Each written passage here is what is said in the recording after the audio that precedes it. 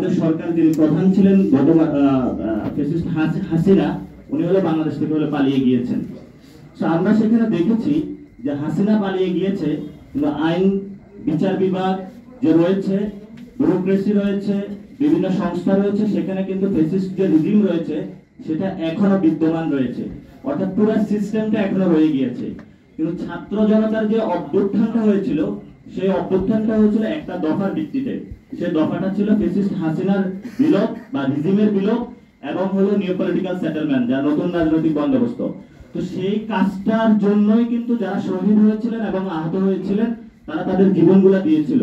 তো সেই জায়গা থেকে আমরা মনে করতেছি সেই কাজগুলো একটা চলমান বিষয় এবং সেই কাজগুলো বর্তমানে হচ্ছে না বিদায় যারা ছাত্ররা ছিলেন রাস্তায় এখনো আছেন, তারা তাদের জায়গায় ঐক্যবদ্ধ। বৈষম্য বিরোধী প্ল্যাটফর্ম হোক বা তারা বাসায় ঘুমিয়ে থাকুক বা বিভিন্ন ছাত্র সংগঠনের ব্যানারে থাকুক বা বিভিন্ন ভার্সিটির ক্লাসে তারা থাকুক, তারা তাদের জায়গা থেকে ঐক্যবদ্ধ। এটা আপনারা বিভিন্ন সময় দেখেছেন, রাজপথে তারা নেমে আসছে এবং দেশের সংকটে তাদের কার্যকরী ভূমিকা রাখছে।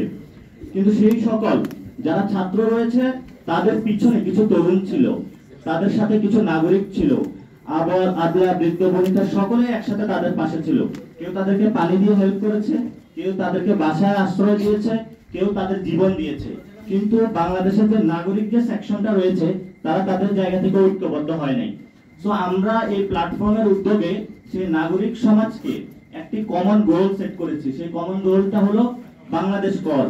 বাংলাদেশ রক্ষার জন্য কোনো বাদ মতবাদ দলাদলি সকল কিছুর ঊর্ধ্বে উঠে বাংলাদেশের মধ্যে কিভাবে বাংলাদেশকে রক্ষা করা যায়, বাংলাদেশকে যে ছাত্র জনতার যে আকাঙ্ক্ষা ছিল সেটা অনুযায়ী গঠন করা যায়, সেই জন্যই এই পলিটিক্যাল ফিলোসফিটা নিয়ে কিন্তু আমরা নাগরিক কমিটির আত্মপ্রকাশ করেছি।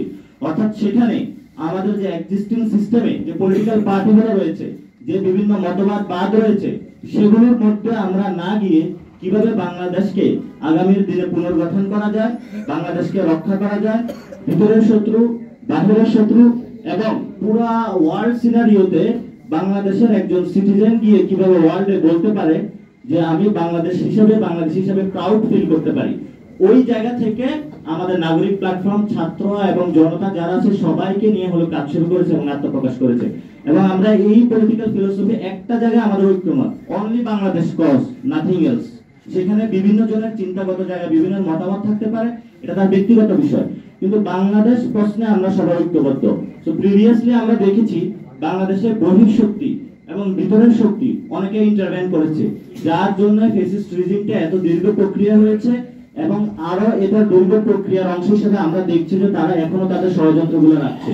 তো সেই জায়গা থেকে আমরা মনে করছি যে বাংলাদেশ কজে নতুন করে বাংলাদেশের সকল যত জনতা রয়েছে, নাগরিক রয়েছেন, ছাত্ররা রয়েছেন, বৃদ্ধ রয়েছেন, শিক্ষার্থী রয়েছেন, যে সেকশনে বলুন না কেন, আমাদের ঐক্যবদ্ধ হওয়া প্রয়োজন। এবং অনলি দিস পলিটিক্যাল ফিলোসফি যে বাংলাদেশ কজ, সেটাতে আমরা ঐক্যবদ্ধ হয়েছি। আরেকটা বিষয় হলো ছাত্র